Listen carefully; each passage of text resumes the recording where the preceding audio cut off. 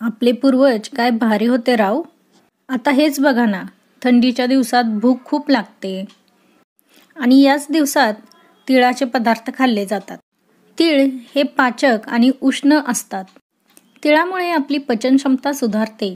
आपल्या अडाणी पूर्वजांना हे विज्ञान कसं काय समजलं असेल बरं?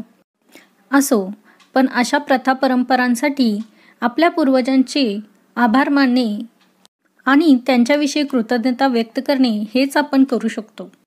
आता रेसिपी तर तुम्ही पाहिलीच आहे, पण डिटेल व्हिडिओ त्रिकोणाच्या बटनावरती मिळेल. अशा पद्धतीनं ही कुरकुरीत वडी केलेली आहे. पाहू शकता, मस्त अशी पातळ लाटलेली आहे.